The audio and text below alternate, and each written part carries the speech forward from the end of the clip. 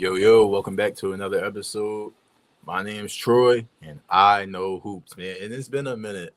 It's been a minute. I'm not gonna lie to you. It's been a calm minute since I uploaded last episode with me and my man's Matt. Um, but I'm here now. Feel me? Here now, and we got a lot to talk about. We got a lot to talk about. I'm not even gonna hold you. Um, whether it's trades, whether who just won the NBA championship, whether it's a draft lot. We're going to talk about it all. We're going to talk about it all. So once again, before I get started though, I just want to shout out everybody who's been messing with the episodes and who's been supporting me, subscribing, liking the videos, everything like that. It really means a lot, especially due to me kind of being a little inconsistent.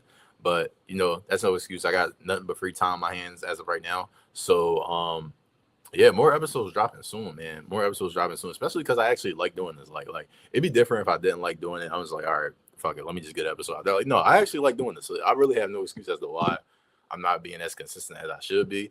But I'm here now, and we're gonna start off to something new, man. We're gonna start off being consistent, man. I'm not gonna lie. Summertime, it's hot as hell outside. I don't know if y'all peep. I'm pretty sure it's 98 degrees. Let me recheck. It's 99 degrees actually where I'm at. Um, but y'all must be at like Troy. Why you got on the zip up? Like, bro, it's cool as hell in my crib right now. It's cool as hell in my crib. Thank God for AC. But you know, I got a little zip up on. Got I'm just saying nothing crazy, and then it's dry fit. You feel me? So I'm cool. I'm cooling. I'm cool. I'm cool, man. So we're gonna first start off, man, with the NBA Finals. The Oklahoma City Thunder are your 2025 NBA champions, man. Shout out Oklahoma City, man. Um, One thing I do want to note here for OKC, man, they started in 2008, I believe. So the franchise is 16 years old, going on 17 years old in October. Um, they've drafted four MVPs in Russell Westbrook, KD, James Harden, now Shai Gilgeous-Alexander. They made the finals twice. One of them was in like their fifth year in the league. Um, and it's or not even fifth, probably like fourth. Um, so one thing I do want to say about OKC, man, they played this right. If we go back to the Clippers trade, the trade that started everything, really, OKC should be thinking Damian Lillard. I'm not gonna lie, because Dame kind of started it off. Um, with him hitting the shot over PG, you had PG and Russell Westbrook leaving. Russell Westbrook gets traded to Houston. PG gets traded to the Clippers. You get Shea in the deal, a young Shea. You get a loaded draft picks. One of them ended up being J-Dub, Jalen Williams. And you also get Chris Paul in that deal. Shea actually is on record saying that he thanks Chris Paul for shaping him and kind of like teach him in the ropes and everything about how he plays and everything like that. So shout out Chris Paul. And I think OKC probably had 3 bad seasons in total of their 17 years in the league. They probably had 2 seasons in a row where they won like 20 games, something like that, which ended up leading them to get Chet Holmgren, which is the number 2 pick. They made 2 free agency moves that a lot of people thought like it was good for agency moves, but like it wasn't really nothing crazy. And getting Hartenstein and Caruso who ended up being huge in this finals run. So all in all, they won free agency. All in all, they won all the trades that they were a part of. They traded Josh Giddey for Alex Caruso in the offseason. He wasn't a free agent actually, but they did get him in the offseason. One thing about it though, man, you gotta just look at this squad and think, damn, this is crazy. Relatively young team as well, man. One of the youngest teams in the league, probably the youngest at this point. But yeah, man, like this is crazy. And Shea had an absolutely incredible season. I mean, MVP, conference finals MVP, finals MVP, leading a 60-win team to the championship, averaging 30. Like this is one of the best seasons ever, accolade-wise, as a player. Definitely not even just accolade-wise, just as a player in general. Definitely one of the best seasons ever. Yeah, man, it just goes to show, bro. Like, what you never know when a team makes a crazy ass haul like that in a trade back in 2019. I doubt anybody in 2019 was thinking, oh yeah, Shea's going to turn into this crazy ass MVP caliber player, because Shea was nice, but this is one thing I always try to tell people about that trade. I think any team in the NBA does that trade all over again. Let's look, for example, right? It's 2019. You get offered, all right, look, Kawhi Leonard, who was just 2019 Finals MVP, wants to come to your team, but you got to get Paul George, the man that just finished third in MVP voting and third in DPOY, averaging 27 points. All you got to do is trade your rookie that you was barely even playing like that anyway, and some picks and some role players that you had on your team. Mind you, this Clippers team, this is the same Clippers team that took the Golden State Warriors with Kevin Durant, Klay Thompson, Steph Curry, Draymond Green to 6 games with just Lou Will, Pat Bev, Landry Shamet, Montrezl Harrell, Shea. Like, you know what I'm saying? If you add Kawhi and PG, we damn near a finals team. And that's what a lot of people thought. You know what I mean? So I'm never going to look at that trade and be mad because it's like, all right, like nobody. And then mind you, we had Doc Rivers as the coach. Doc was never going to develop Shea. He barely even wanted to develop Tyrese Maxey. And the only reason he developed Tyrese Maxey, well, he didn't even develop Tyrese for real. Tyrese just got his minutes and he was cooking from there. But Tyrese Maxey, Doc Rivers only really played for him because Ben Simmons was bitching and not really trying to play after the series he had with the Hawks. So he had to basically force Tyrese to play. But then, you know, they ended up getting James Harden. So then Tyrese had to adapt again. And, you know, Tyrese ended up becoming the Tyrese we all know and love. But back to OKC, I mean, bro, Shea was never going to develop under Doc. And then even if we fired Doc and then got Ty Lue and Shea was still on the team, when we never did the Kawhi PG trade, he wasn't really going to develop under Ty Lue either. You know what I'm saying? So it was a win for Shea all in all in general, man. And then, you know, we would have never got the development we would have saw with him and Chris Paul. And Chris Paul is one of the greatest point guards ever, top 3 for me. So it's really just, you know, comes off of experiences. It comes off of drive. I'm pretty sure he got definitely motivated after getting traded to OKC. And, you know, it led to a championship, bro. And this is going to be a very dangerous team because they have multiple first-round picks in the next 5 years. And one of the rookies they got, Topic, he's one of the best rookies in his class. He didn't even play this year. So now they're getting him next year, and they're going to be even scarier. So shout out OKC, man. They did their rebuild fairly well after getting rid of Westbrook and KD. Shit, they made the playoffs the next year after getting rid of Westbrook and Paul George. So you know what I'm saying? So it's crazy to me. It's crazy to me. But shout out OKC Thunder, man. Shout out this whole finals in general, bro. Just 2 lower market teams going at it in the finals, and it went all the way to 7. I personally thought this shit was going to 5 games. I thought OKC was going to win, but I thought it was going to 5 games. But shout out OKC, man. And then, you know, we unfortunately, you know, we do got to talk about the inevitable injury of Tyrese Halliburton. But I just want to say, Pacers lost this game. Not only because Holly got hurt, but I also think that they would have lost anyway with Holly not getting hurt. But I'm not going to lie. The Pacers lost this game due to coaching. I'm not going to hold you. It was a close game up until the last couple of minutes of the third quarter. Bro, Pascal didn't play for a calm 5 minutes, 5 to 6 minutes in the last final minutes of that quarter, which is crazy to me because you had all right. 3 things that the Pacers did that really pissed me off. 1, you see Miles Turner getting cooked this whole game. You didn't take him out. Miles Turner had to get out of them trenches immediately. He was playing like shit. And then Obi Toppin was even playing like shit. You know what I'm saying? And what Miles Turner, it's even worse because you have been the same player for 10 years. Miles Turner got drafted, I want to say in 2014, 2015. I was in 7th grade, maybe 8th grade when he got drafted.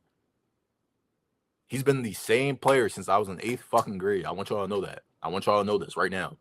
He was always advertised as this 2-way center who can shoot threes and do all this, that, and the third. You telling me you've been the same player for 10 years and you couldn't do the thing that you were known for the most in 10 years of yourself being in the league? You telling me you couldn't do any of that in a game 7 where your star point guard and playmaker goes down and with Pascal on the bench? You telling me you couldn't shoot a couple threes and you telling me you can't do what you were meant to do? He was barely even rebounding as well.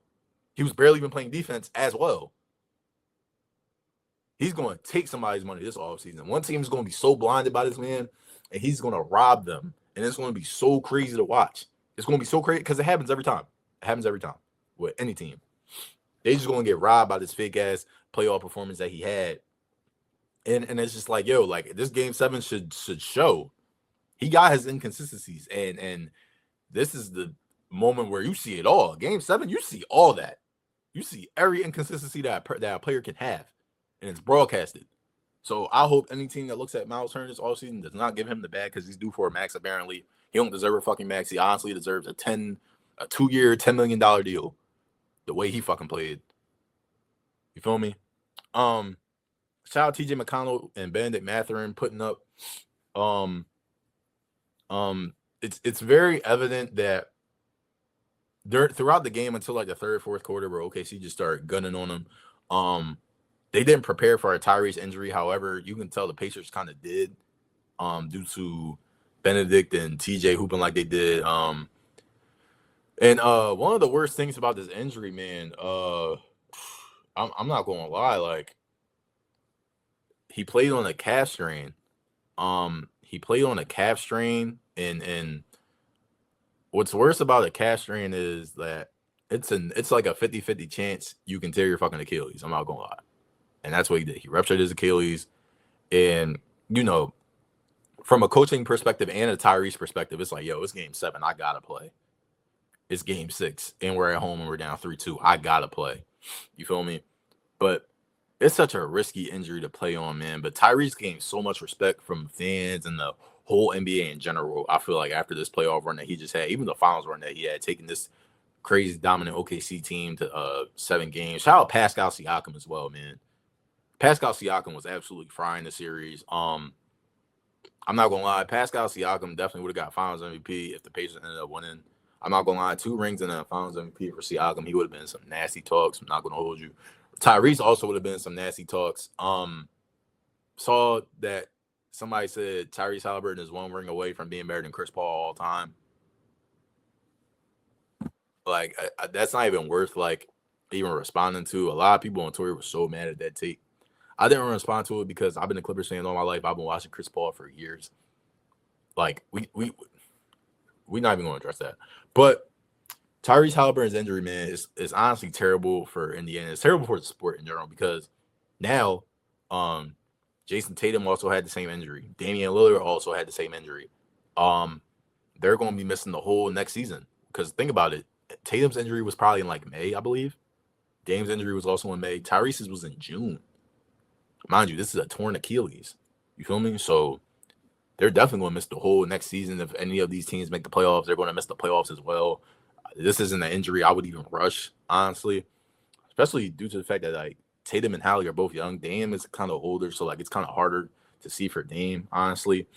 But I've been seeing a lot of on Twitter like the reasons why this stuff happens, like Achilles, tearing your Achilles and everything like that. And I'm not gonna lie, I've seen a couple that I really do want to like get into. First of all, the constant movement of the NBA's offense in this generation or this era, it's like every player is moving. It's probably only one player sitting in the corner. I know back in the day, like you have a couple people standing in the corner, a couple people standing at the wing, and they can just shoot. But everybody's moving in today's NBA, bro. Even on defense, bro, everybody's moving. More aggressive ball handling as well. Back in the day, you can just dribble. You didn't have to do all the extra fancy shit. You know, when you get a pick and roll, you can dribble and do in and outs and do shit like that. It's the ball handling in this generation is definitely more aggressive, especially due to like taller people coming in and like being able to dribble and shit like that. And then also like the conditioning and like the flights and everything like that. Like it's a lot. Mind you, modern technology has like come a long way, but you can't prevent these type of injuries, bro.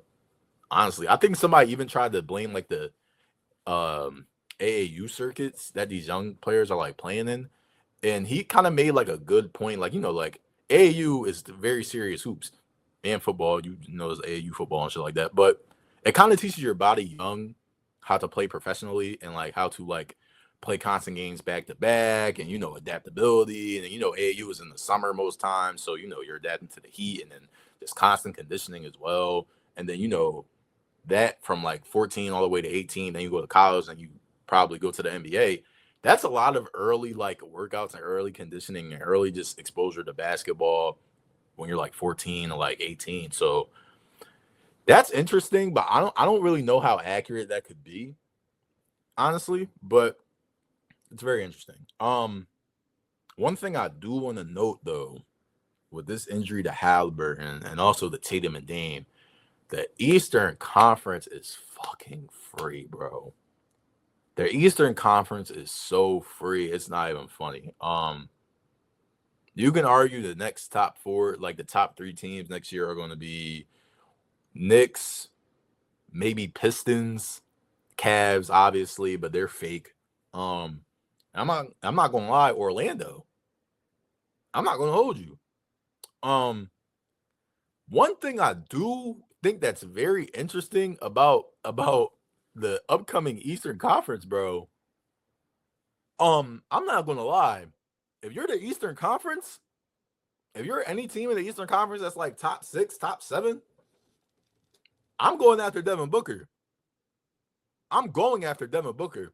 I seen somebody on Twitter put Devin Booker in the Pacers jersey, and I got immediately intrigued.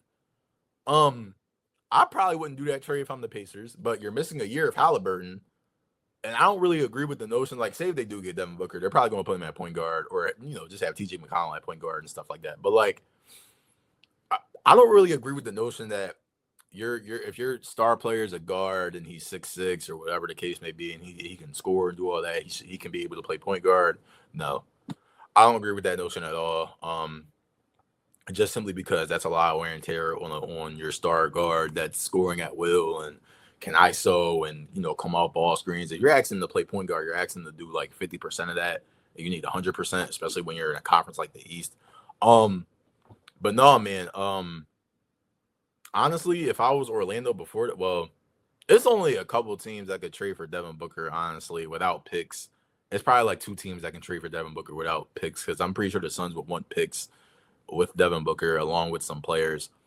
Saw a very interesting Pacers trade. It was like Nembhard, Obi Toppin sign and trade with Miles Turner and a couple picks. If I'm the Suns, I mean, I don't take that, but that's kind of intriguing. If I'm the Suns and I'm considering that trade, I probably want Nembhard and actually no, because we got a lot of guards. They got a lot of guards over there, so like getting Nembhard and then Neesmith and then Miles Turner, maybe Obi Toppin because they do need some size. I would probably just ask for Nembhard, Obi Toppin, Miles Turner, and give me some picks, and Devin Booker's yours, bro, because you're going into a rebuild. Like, if I'm Devin Booker, I definitely want to leave. And I think Indiana's perfect for Devin Booker because of the offense that they run, the schemes that they can run. They're not really playing defense for real. Devin Booker is not a bad defender at all, by all means, but, like, he's not going to sit here and play defense for 48 minutes. So I think Indiana is definitely cool for Devin Booker. He might average like 32, 30 over there, something calm. But I think the Suns definitely going to want picks for Devin Booker. But if I'm the East, I am instantly coming at Devin Booker. Shit, if I'm the Pistons, I'm getting Devin Booker, bro. Devin Booker with Cade, bro, what? But speaking of the Suns, we're about to talk about the Suns right now, actually. Breaking news 2 days ago, man. Breaking news 2 days ago. Kevin Durant got traded to the Houston Rockets. Now, W trade for Houston because they barely gave up anything. They gave up Jalen Green, Dillon Brooks, and picks. You gave up the worst players in your series against Golden State and some picks for Kevin Durant. The Suns got fleeced. Bad. The Suns got fleeced very bad. First of all, you didn't get. I'm thinking, all right, they're going to get some wings because the Rockets have a lot of wings. They got Jabari Smith, they got Tari Easton, they got Cam Whitmore, Reece Shepard at point guard. I would have thought the Suns would have at least got Jabari or Cam Whitmore or Reece Shepard. One of them. I knew Jalen Green was gone, but if I'm the Suns, I'm asking for Bari. I'm asking for Cam Whitmore. You know what I'm saying? Houston. I'm pretty sure Houston was the one that was enticing the deal with Kevin Durant and instigating the deal with Kevin Durant. So if I'm the Suns, I'm like, I need Jabari. I need Whitmore because Whitmore doesn't even get any tick. Cam Whitmore does not play. So it was kind of useless for the Suns to not trade him, especially considering he was already playing under a man, Dillon Brooks, Tari Easton. So it was no point in really even keeping Cam because he's not going to play. They're not even playing Reece Shepard. So they should have easily got rid of Reece Shepard. But all in all, This was a W trade for the Suns. I mean, for the Rockets. No, the Suns lost. This was a W trade for the Rockets because and then usually at trades like this, bro, you kind of have to evaporate your young core, especially for Kevin Durant. Their young core is still there. Amen Thompson, Alfred Sengun, Jabari Smith. You know what I'm saying? Like Tari East, like they kept a great majority of their young core. They only lost Jalen Green. Mind you, I'm pretty sure the starting lineup is probably going to look like what? Fred VanVleet, Amen Thompson, Jabari Smith, Kevin Durant, Alfred Sengun. So, mind you, I'm not really mad about them keeping Fred VanVleet. I know he's going to be a little expensive. Kevin Durant's also going to be expensive because I'm pretty sure he wants to extend this contract for like another year or two and can probably retire in Houston or whatever. Jabari Smith also was probably due for an extension. But like all in all, bro, like if we looking at the Rockets, I mean, look, by the time KD retires, they would have had some because they're going to make the playoffs. They've had playoff experience under their belt. They even made playoffs without Kevin Durant. By the time KD retires, they still have young players. They still have players not like entering their prime or not even in their prime yet. So, all in all, this was a W trade for the Suns, bro. I mean, why do I keep saying Suns? This was a W trade for the Rockets. 100%. You didn't even lose anything for real. Jalen Green, he's definitely going to be missed. He was definitely exciting to watch, and he showed flashes of being a great player and whatnot. But he also showed flashes of inconsistencies, and them inconsistencies were bad. His bad games were fucking terrible. Terrible. So, in my mind, if you're the Rockets, bro, you're probably like, yo, like, I'm gonna keep it, man. Like, we won this trade. And what? I'm pretty sure they still got a couple picks left, but like they're not nothing too significant. That's why, like, I was talking about the Devin Booker trade because I'm not gonna lie, bro. If I'm Devin Booker, I'm not playing with this shit. I mean, like, who am I playing with? Jalen Green, Dylan Brooks, Ryan Dunn. I forgot who their center even is. You know what I'm saying? Like, I don't know if Nurkic is on the Hornets, I think. They don't even have a center. But they also had the 10th pick. I forgot to add that. The Suns now had the 10th pick. It was the Rockets pick. They probably go with like a forward, maybe Colin Murray Boyles or something like that. I forgot his name. Let me look up his name because he's actually very solid. Give me a second. Yeah, Colin Murray Boyles. I got it right. Or they can also get Carter Bryant. Either way, yeah, no. If I'm the Suns, bro, I'm going to trade D Book, bro. Because they still have Bradley Beal too, so now it's like a lineup of what? Devin Booker, Jalen Green, Bradley Beal, Ryan Dunn, whoever the fuck their center is. Like, that shit stinks. It stinks. I'm not gonna lie. So with that being said, that's why I'm saying, yo, like, if I'm the Pacers, bro, I'm instantly going at D Book because if I'm the Pacers, right, and I'm trading, I get D Book. You getting D Book some time to gel with the roster, and then the next season Tyrese comes back, and then now you got Tyrese with a full year of recovery, plus Devin Booker, who got some reps in with the team. So I think a Pacers trade for the Suns, for Devin Booker to the Suns isn't bad.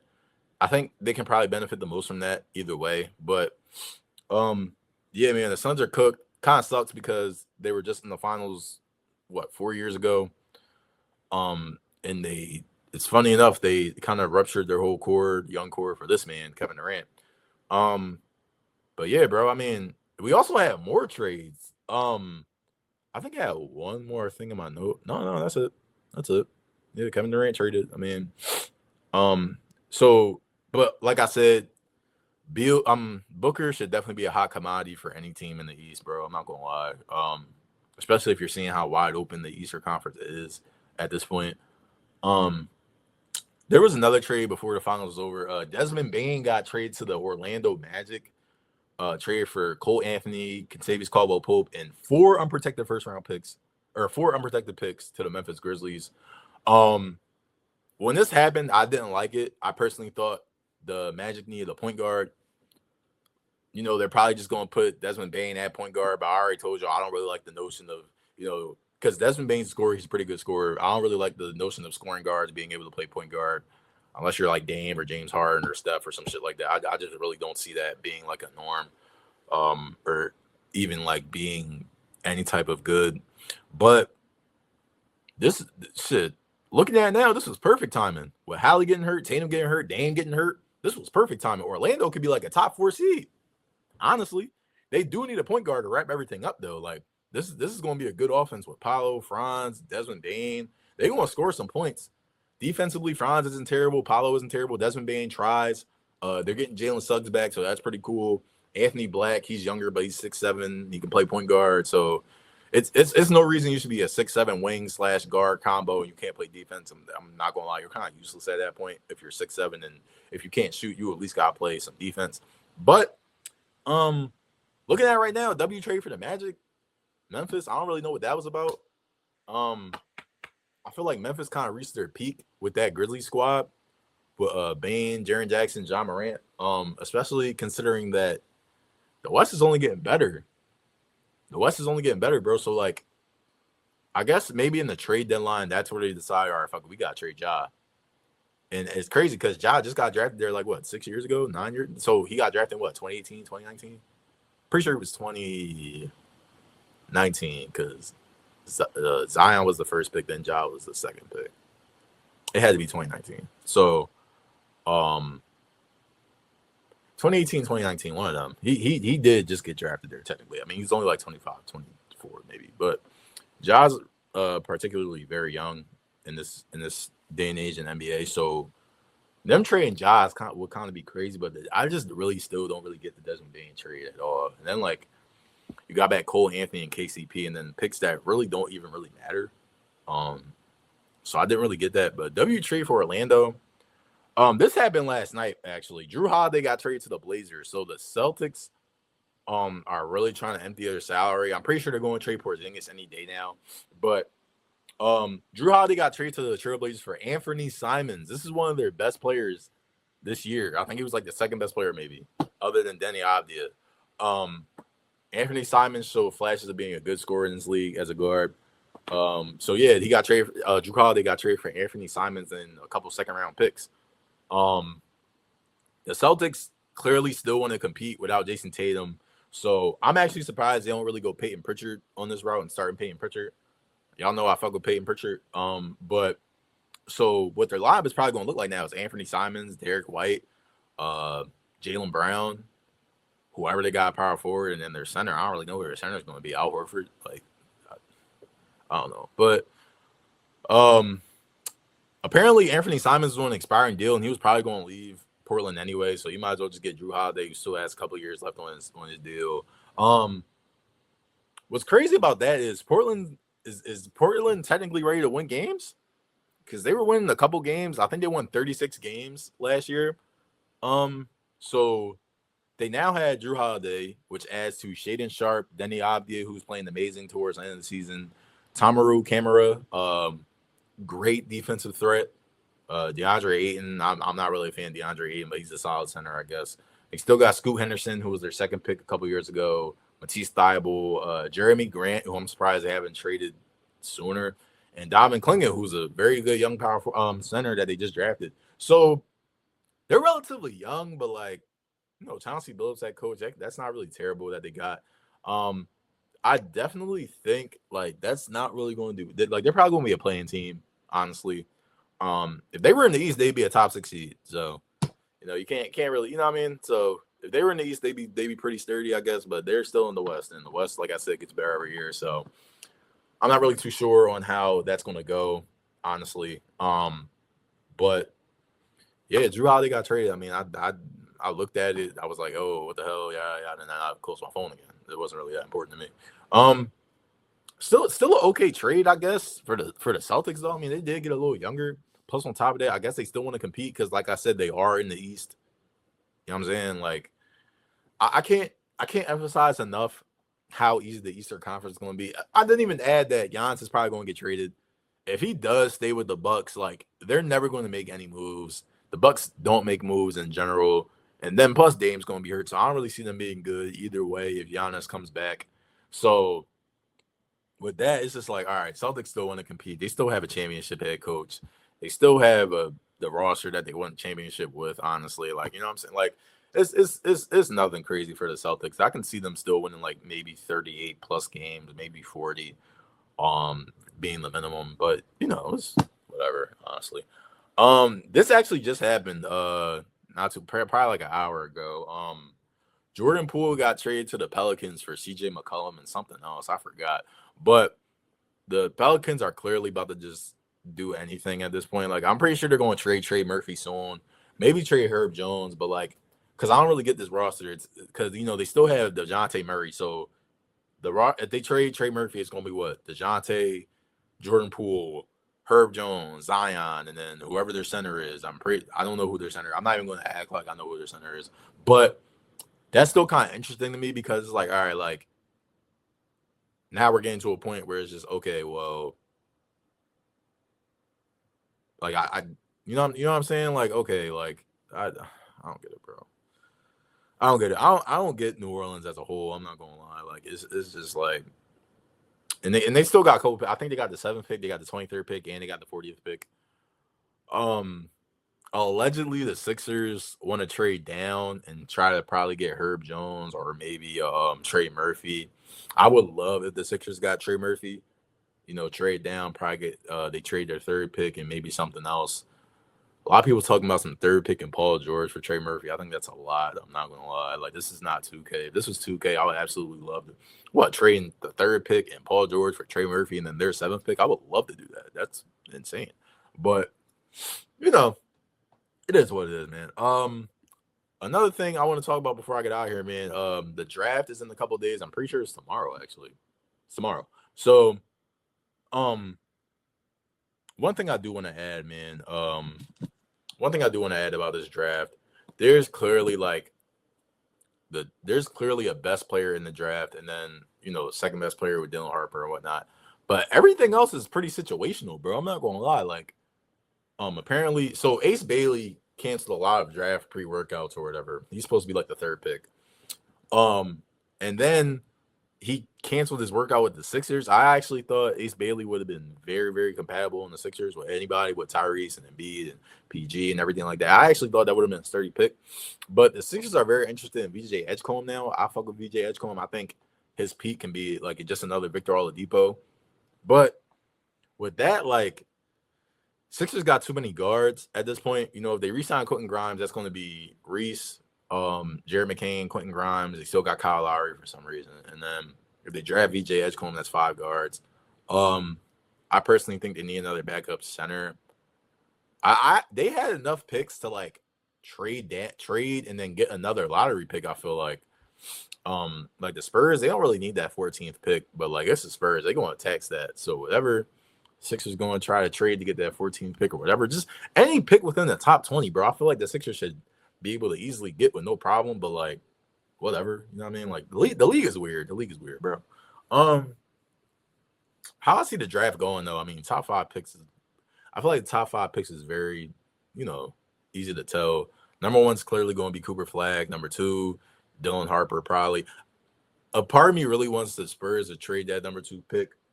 I don't really want to see them do it, but I just want to see like what would happen if they did, like if they traded for Giannis or some shit like that. But I don't really think they're going to do that. I don't think they're going to do it. But then 3rd pick probably going to be VJ Edgecombe. Ace Bailey probably drops to like 6, maybe 5. You know what I mean? Especially with him like canceling draft workouts. If I'm the Sixers, I'm drafting this nigga anyway. I don't give a fuck, bro. You want to skip a workout? That's cool. You still getting drafted. And then if you don't want to play, then fuck it. I mean, that's a waste of your fucking 1 year in the league. You know what I mean? That's a lot. That's a lot to miss. 1 year in the league, that's a lot. Especially with the East being as easy as it is going to be right now. So, But yeah, that's going to wrap it up, man. Yeah, man. It's very, very interesting, like, past couple of days, bro, in the NBA. I'm not going to lie. Like, all this happened in 2 days. Yeah, like 2 days. Because finals ended on Sunday. KD also got traded before the finals in the same day. Then the past couple trades I just talked about was literally just yesterday and then today. So crazy 2 days in the league. I'm not gonna lie, but yeah, that's gonna wrap it up, man. I appreciate y'all for watching. I appreciate y'all. Please make sure y'all like and subscribe. I'm out, man. Peace.